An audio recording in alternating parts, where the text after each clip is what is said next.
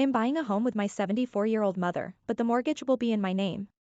How should we tip? Dear MarketWatch, I would like to see if you can provide me with some advice on purchasing a home with my mother who is 74. I will be putting down $240,000, using the proceeds from the sale of my own house on the new house and starting off with a mortgage of $220,000. The mortgage will be in my name only. Once my mother's house sells, she is going to give me some of her home proceeds, $100,000, so I can recast my mortgage and lower my monthly payment. Our questions are, how should we title the house that we both will be living in? Should we put both of our names on the house with joint tenants with right of survivorship? Also, will the money she gives me to put on my recast mortgage be considered a gift to me where I will have to pay taxes on it? Is there any way to avoid this? And my final question is, should I also put my adult daughter on the title of the house, also as joint tenants with right of survivorship, so that the house can be hers when my mother and I are no longer on this earth? If you are not able to answer these questions, would you be able to tell me if I need to talk to a real estate attorney, or a tax attorney, or a CPA? I'm not sure who I need to ask these types of questions to. I do enjoy reading your column. Thank you for your assistance. Sincerely, Moving In with Mom. The Big Move is a MarketWatch column looking at the ins and outs of real estate,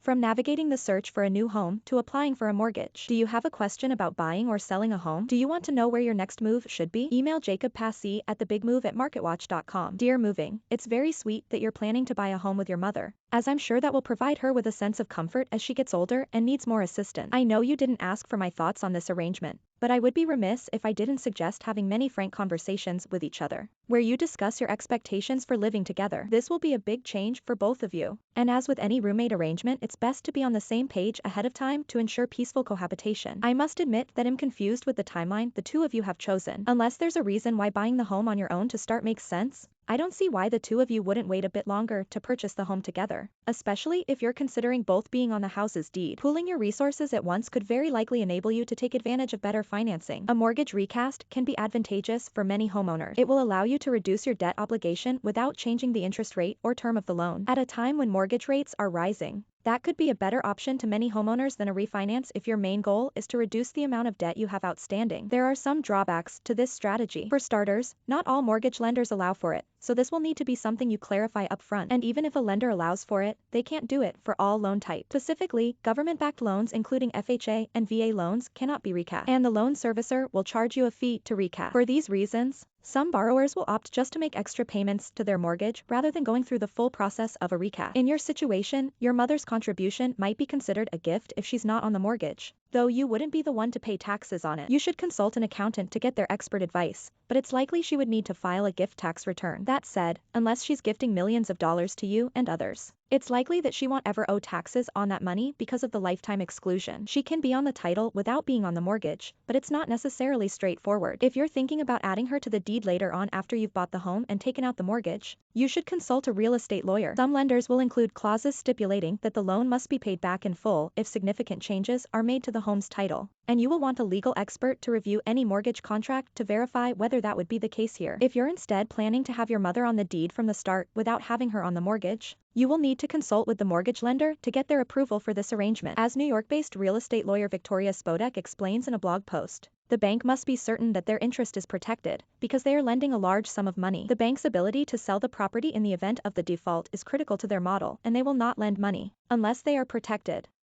The bank must be certain that their interest is protected, because they are lending a large sum of money.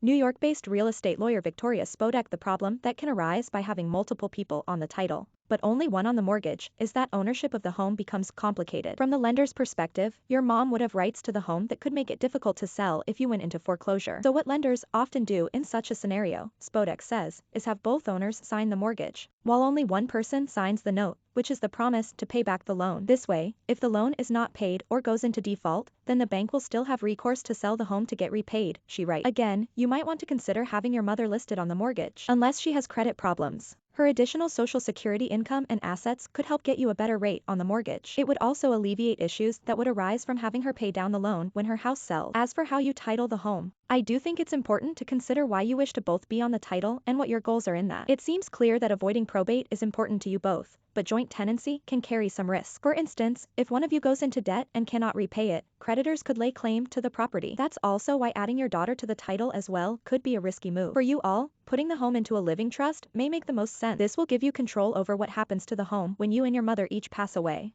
while allowing you to remain in the home while you're both still alive. Not only can the home easily pass to your daughter, but she could avoid certain taxes and probate fees. You will need to hire a lawyer to draw up the trust and structure it properly for you. But given the complexities of your living arrangements, this might be the best solution to your problem and provide you and your mother assurance that you will be able to live in this home for the rest of your days. By emailing your questions, you agree to having them published anonymously on MarketWatch. By submitting your story to Dow Jones Company, the publisher of MarketWatch, you understand and agree that we may use your story, or versions of it, in all media and platforms, including via third parties.